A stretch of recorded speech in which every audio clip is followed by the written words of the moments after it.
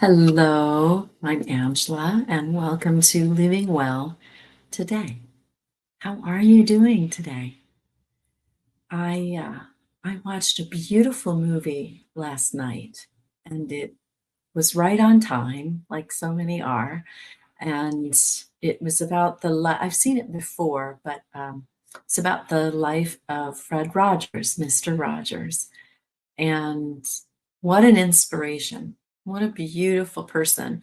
But he had stresses, just like all of us other humans have. And that's what today is about. We are in episode 18. And today is about being the peace, saying sayonara to stress. So many of us say we want peace in the world. We want peace in our community, in our neighborhood, in our own home. But are we being peace? Do we look like peace? Do we sound like peace? Now, we all have our moments, and that's what today is about, is when you get off track, how do you recenter? How do you come back to peace and ease? How do you create that space for ease in your life and in your work? And at the end of our time together today, we're going to do a practice of 5 minutes of a meditation together. So, most of us have days that are filled with lots of tasks and responsibilities. And so, it's not always plausible to go out for a 20 or 30-minute walk. Maybe you can at lunchtime, but not always plausible. And we bump up against stress ongoing in the smallest of moments. So, how do you adjust in that moment? Which is, of course, where your power is. So, stress can show up in lots of different ways. Usually, impatience, temper, shows up in your health, has a dramatic effect on your health, the quality of your work, certainly your relationships, how you experience life. Health is for sure, dis-ease in the body is for sure one way that stress manifests. And I know that for myself. I'm going to share a quick true story with you. I was just at the doctor's last week, an annual checkup kind of thing. And I had someone waiting on me. They had driven me to the appointment, and I knew they were waiting on me. And I got to the appointment early. And so I was kind of doing this. And I intentionally am not wearing a watch. I have not worn a watch since last week, um, by and large. So I'm watching the clock and watching the clock. And I was all excited that I got there early, hoping maybe, just maybe, they'd take me in early. Well, that didn't happen. And not only did that not happen, but it was an hour later and I still wasn't being called in. And there was literally no one else in the waiting room except me. So I could feel the tension rising to the point where I got up, walked up to the reception desk and said, "Do you have a sense of timing here? Because it's been 45 minutes ago is when my appointment was, and I actually arrived early." And she said, "It should be soon." And then, of course, once you're taken in, then it's another 10 or 15 minutes before the doctor arrives in that room. So by the time they took my blood pressure was 152 was the top number. That is, I mean, I am like clockwork, 120 over 72, 122, 118. I hover right around that 120 mark on the for my top number, and usually between 70 and 80 on my bottom number. And she said, "Oh, that can't be right." I said, "That can't be right, 152." So she checked the other arm and it actually went up. It was 158. Wow. She said, "Well, we're going to wait a little bit and retake this." I said, "Wait and retake it?" She said, "Yeah, just take a couple of minutes And she said, "Did you have anything that stressed you out? Did you not?" And I wasn't going to say that I had gotten stressed out because they had made me sit and wait for an hour and 20 minutes. So and I honestly didn't actually connect it until after the fact. Um, so she said, "Just quiet yourself, just relax, imagine yourself on a beautiful beach, and the warm sun is shining on your face. And take some nice, slow, deep breaths. I'll come back in a few minutes." I thought, wow, a few minutes could really do that. And it did, 20 or whatever, but it was down to like 130, 132, something like that.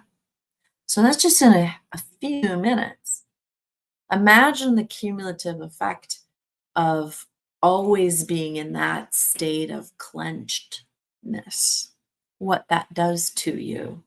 And so many Americans and people around the world are on high blood pressure medication, right? Which has all other implications. So the idea is, and the point of that story is that you can control many of your bodily responses.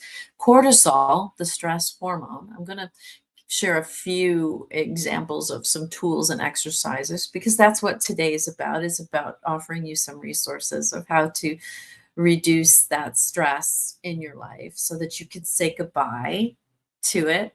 Doesn't mean that it won't crop up again. Life has its natural contrast. But by and large, can you recognize it when it's getting its grip on you again? And can you create space, intentionally let that stress, that tension, that resistance go? And create space for ease to come back into you, which is your rightful state, your natural state. We're trying to, bit by bit, always move ourselves toward thriving, out of surviving and toward thriving. So that's what living well today is all about. Yeah.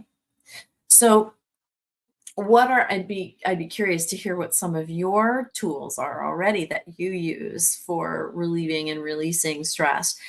But I will tell you that a big one, and we're going to again use it at the end of this session, is your breath, is breathing.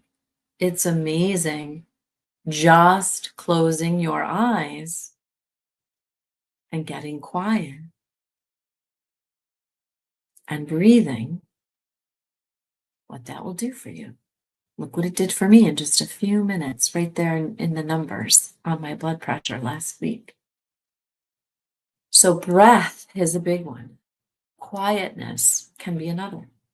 Conversely, laughter. Watching a funny video, watching an old home video, watching a comedy or a comedian, someone who you know makes you laugh. Celeste Barber is this female comedian that I watch, and her clips are just so funny.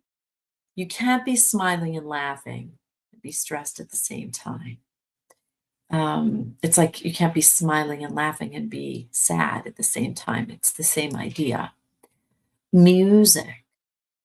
Music is always a go-to for me. It's a biggie for me. And what's even better, you know that Trisha Yearwood song, the song Remembers When?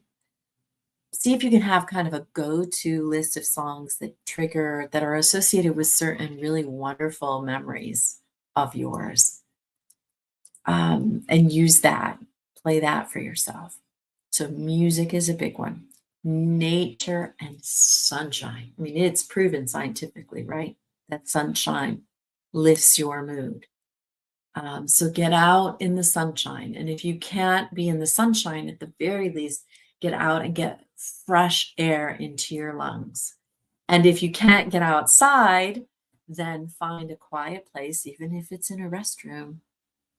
Find a corner somewhere in your building where you can imagine walking in your favorite forest, on your favorite path, at your favorite pond, or recall a favorite childhood memory of when you were doing the same, maybe fishing, maybe painting, maybe playing guitar, Whatever that brings you joy fills that space with joy and ease and lets the other go. Another thing that can really relieve stress, because this actually causes stress, disorganization, an unmade bed, a messy drawer, a messy car, all of those cluttered spaces actually are manifest of a cluttered inside. So you see many of these shows and things that focus on decluttering. Marie Kondo, et cetera. What is it? I think Kondo is her last name. Um, on clearing it out, because it's an actual clearing out of the cobwebs that are inside that are cluttering things up. So clean. Now, obviously, if you're sitting at your desk at work, you can't clean your car, can't organize your closet or your junk drawer at home, but you can organize your desk or that stack of papers or the files that are mishappen in your drawer. Organize. It's a great stress reliever, and there's always this sense of release when something is organized.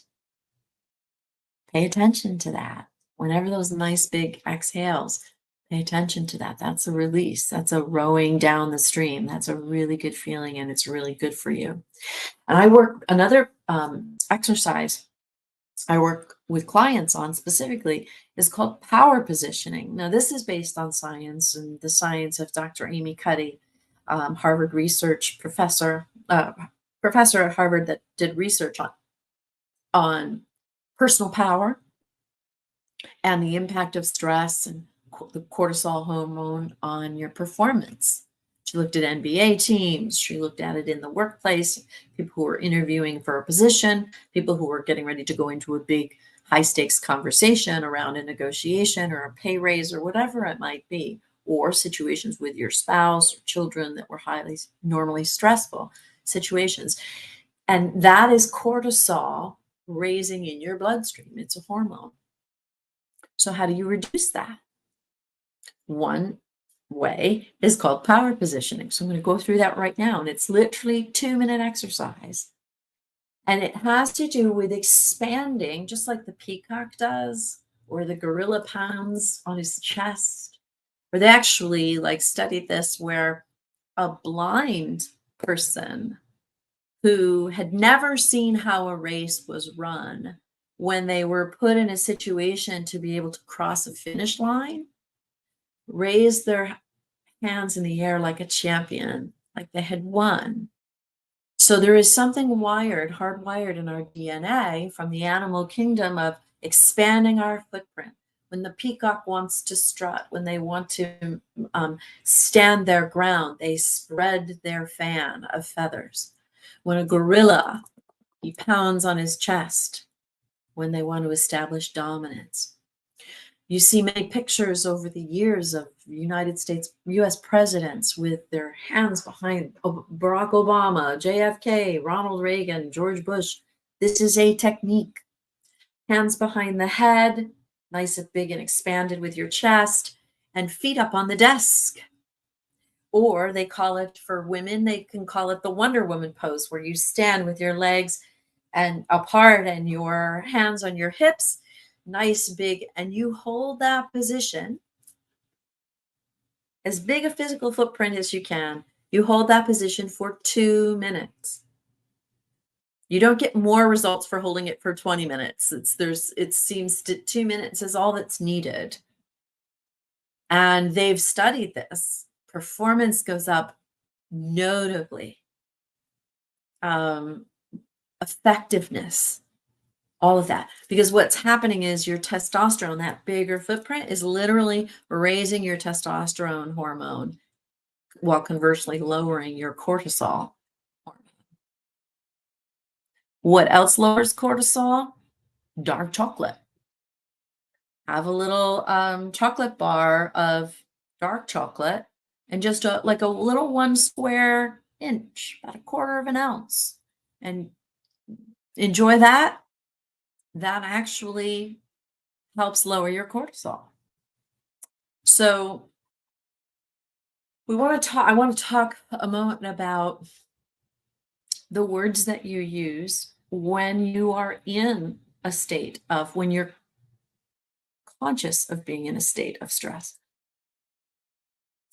One technique I learned from Anthony Robbins was when you're in traffic. For me, traffic is a thing for me. It's a trigger.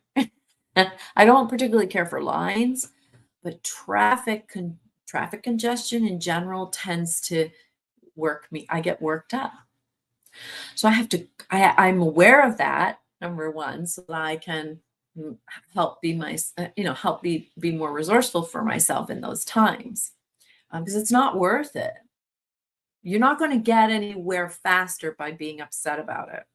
It is what it is. It's your reaction to it that shapes the entire experience, like all things. Yeah. So in those moments, I learned this.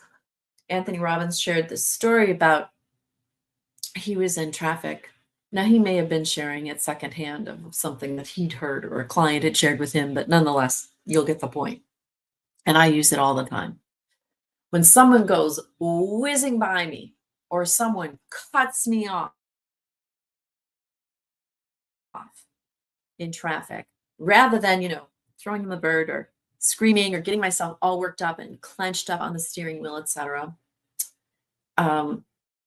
I will tell myself the words that I use in the story that I help. It's not burying my head in the sand, it's helping me be more resourceful in the moment.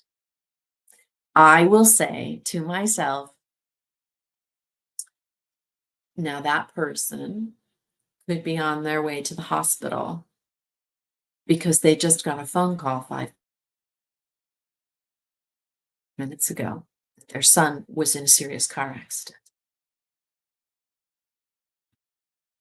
Or their elderly parent just fell, took a bad fall, and they called them instead of 911.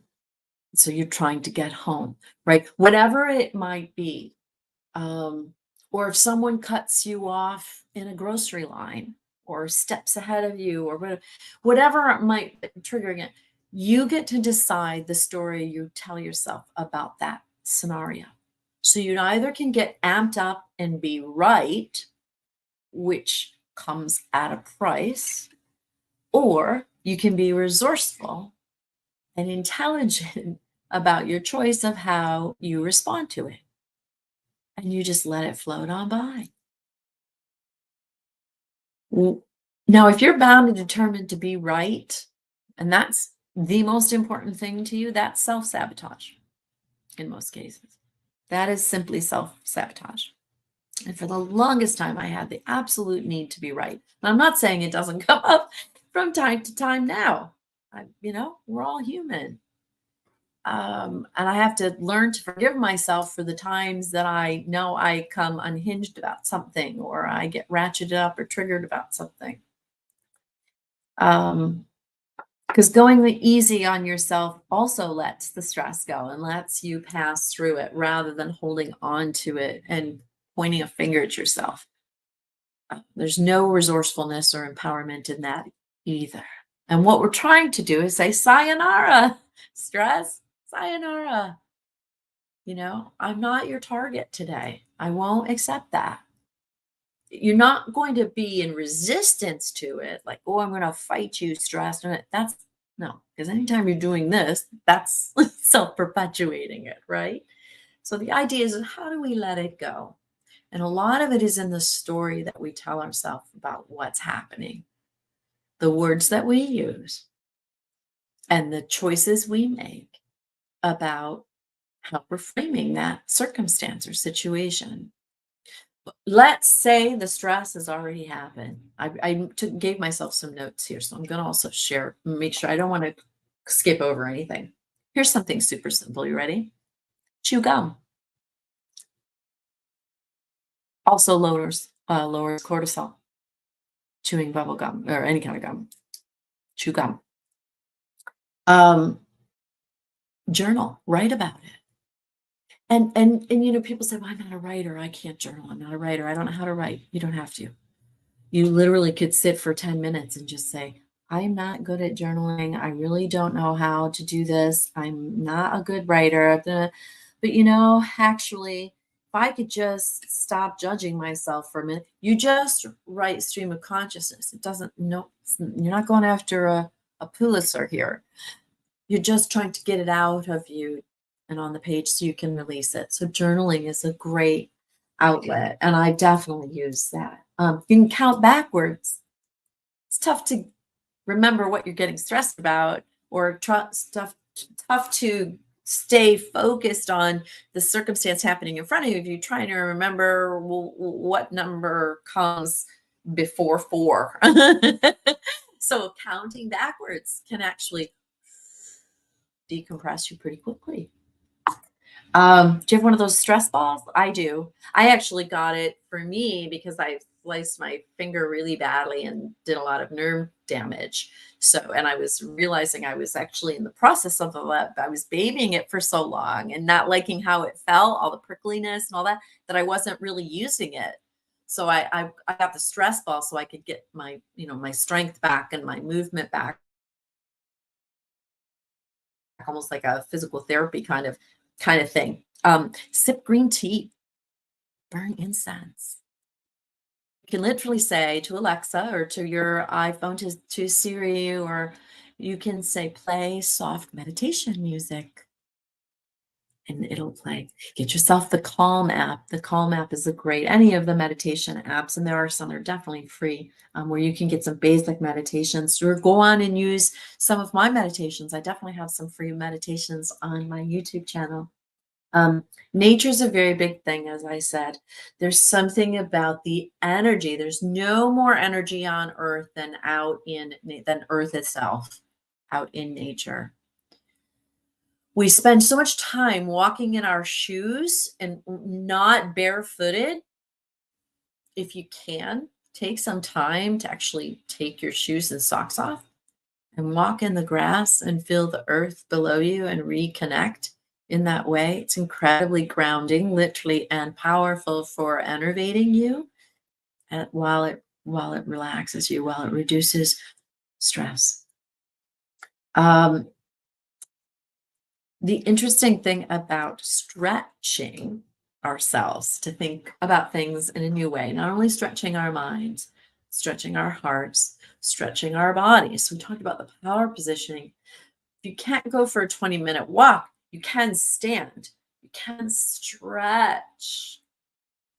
I got myself a standing desk this past week. I'm so excited. I'm not standing right now, but I'm standing for several hours a day now instead of being, sitting like this all the time. And I know it's going to have a wonderful impact for me. So stretching. There's another method that I want to share with you. And I won't go deeply into it here, but it's called tapping. If you want to get things moving, get your body moving, because of course, exercise, as I stated, even just a simple walk and stretch and moving yourself around, taking a couple of flights of stairs reduces stress. It's called tapping. And so I've got some videos on this, and I'm sorry, I've got to get a green screen. I changed my offices so I could do this standing desk, and now it kind of gives me this funky background, and I got to fix it. So sorry about that I'm disappearing here and there, and you're catching my blinds, my shutters in the back. Tapping. You start at the top of your head. You just tap above your eyebrows, on your forehead, here, cheeks, here, around your rib cage. Oh, I'm sorry. So top here, you think going down your body. I'm getting ahead of myself. Top here, here, sides of your heads too. Here, around rib cage. You can go down your legs as well. Tapping. It's an emotional release technique, and there are different affirmations and things that you can say also while you do it, but just the mere action of tapping gets things moving. It gets your brain off of whatever it was obsessing and on the hamster wheel about. And wakes you up, focuses you elsewhere, gets you back in your body instead of in your head that's up there somewhere creating anxiety for you in the future.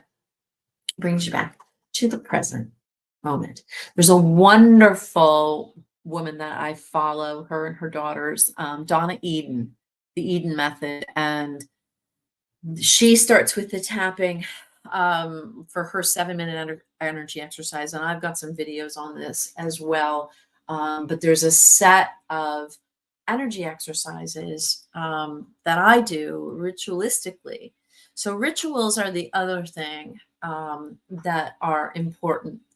Rituals can ground you, they can bring you safety, security, assurance, certainty. So when there is a lot of uncertainty, like there is in the world, or in a workplace, lots of change and shift going on, people were remote, and now companies are bringing them back, and now they're having to readjust their lives yet again. So all that uncertainty, rituals bring you certainty and put you in the driver's seat. So the energy exercises, that's a ritual.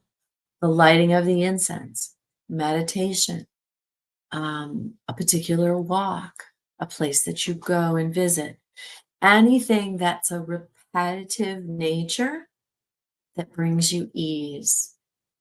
Okay. That's what we're looking for. The journaling, having a cup of tea and journaling, lighting a candle. The sniffer is such a good thing for anchoring and for creating peace and contentment. That all of those 2 or 3 or 4 things can be put together as a ritual. Again, very empowering. So we have just a few minutes left, and I'd like to do this meditation with you as I promised. So if you can, ideally, you don't have to be sitting in some, people have a notion that meditation is super formal and that there's a right and wrong way to do it. There are some things that are more helpful for you to keep your spine nice and lengthened so that you are connected to the earth and connected to above. Certainly. But don't get hung up in, don't not do it because you're worried about doing it wrong. The mere intention and action of working to quiet yourself and to reconnect to that quietness within you and that power center within you, the mere intention of it is helpful. So don't get hung up on, I can't get quiet long enough to do that. I can't sit still long enough. You don't have to do it for 30 minutes, 40 minutes, or 3 hours. We're not seeking long-term enlightenment here for right now. What we're talking about is finding ease and peace right here, where you are right now. So you have the opportunity to find a chair somewhere that you're comfortable and you can have some quiet. The quietness is a prerequisite, ideally. Sometimes guided meditation, like what I'm going to be doing here for you right now, guiding you, is an easier way to begin because if you're not familiar with it, where do you start? How do you begin? So guided meditation is helpful. And then eventually, if you don't want any talking at all and you want just music, or if you don't want any sound at all, or perhaps just the sound of the birds or the crickets and frogs out in nature, whatever your choice will be. So find a quiet chair, a quiet spot in your chair with your feet resting flat on the floor and your hands, palms of your hands, just gently resting on your thighs. And I'm going to ask you to close your eyes. Take a long, deep breath and let it go. Breathe in through your nose if you can, and out through your mouth. In through your nose, through your mouth. The tendency is to, oh, a thought is going to come in, or I'm going to think about this, I'm going to think about that. Well, yes, you are, because you have a brain, and your brain wants to have you thinking about all these things. When a thought comes in, it's okay. Don't push it away. Think of it as a passing cloud. The thought comes in, and you just acknowledge it, thank it, and let it float on by. Back to your breath. In through, out through your mouth. You can start at the very top of your head. We're going to simply scan our body for places that we're holding our stress, holding our tension. So start at the crown, the very top of your head, and just notice any tension in your forehead, above your eyes and eyebrows, your temples. Keep breathing in and out as you scan ever so slightly your cheeks, your jaw. We tend to hold a lot on our jaw. How do you release it? You just notice it and keep breathing and say, I release. Your neck and throat, is there tightness there? Notice now any tightness in your shoulders, and just let your shoulders drop. Let it go. Now your chest, let everything drop. Notice the rise and fall of your belly as you breathe in.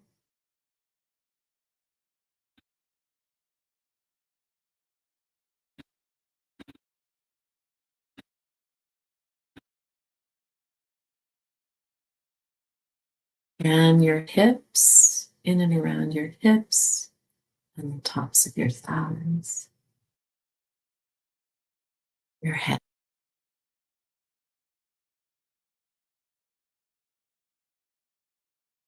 And tension behind your knees. Just let it go.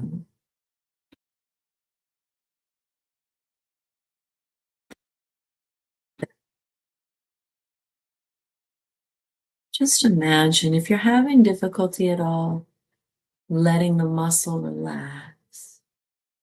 As you breathe in, imagine you're breathing in this beautiful golden light, and you're sending that light to wherever it's tight, wherever there's a knot, any restriction.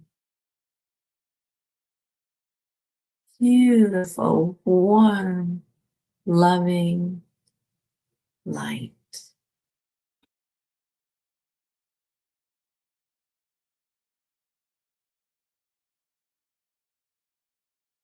Your toes. Now I want you to just imagine a beautiful sunset on the horizon. Could be over the ocean, the lake, the pond, it reflecting back to you, your own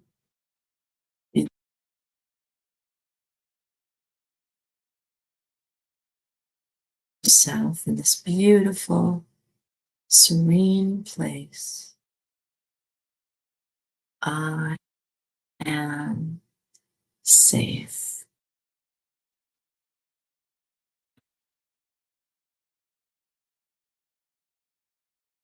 I am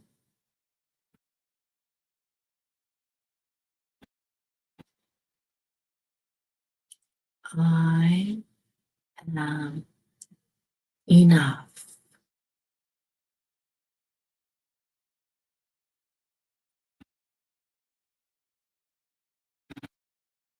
Peace.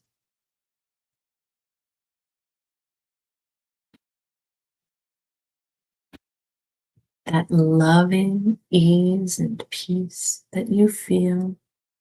Maybe you feel it in your heart, behind your eyes, in your belly, wherever you feel that warm light glowing.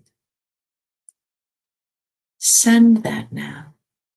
Send that to your loved ones, your neighbors,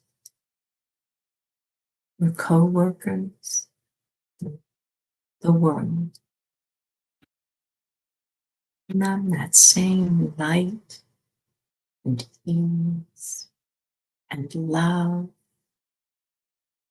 and peace. Keep breathing. Notice your breath in through your nose and out through your mouth.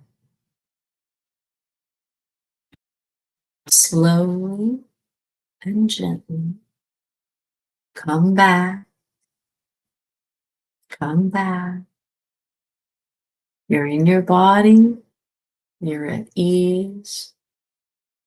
You're safe. And I want you to slowly begin to open your eyes. And things should look a little brighter, maybe. A little softer. How do they look to you?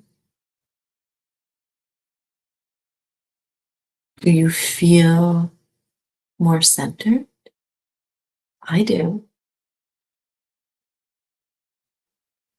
Do you feel your power more clearly? Even feel a little more open, like your belly and your chest. I feel more open, feel a little lighter, like it's a lovely feeling. I'd like to stay in this feeling. You can say that. I'd like to anchor this feeling. Maybe you have, maybe you have something that, like you could say, I anchor this feeling. Do something with your body. Maybe your hand over your heart. Fingers around your wrist.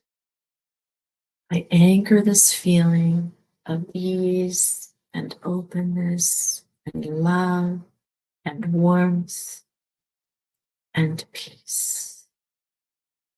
All is well. And so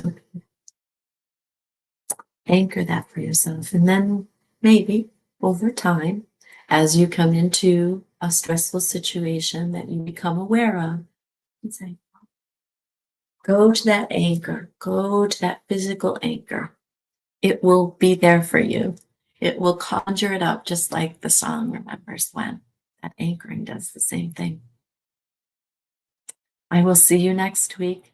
I wish you love and light, illumination, and a blessed, blessed day for living well today. Bye for now.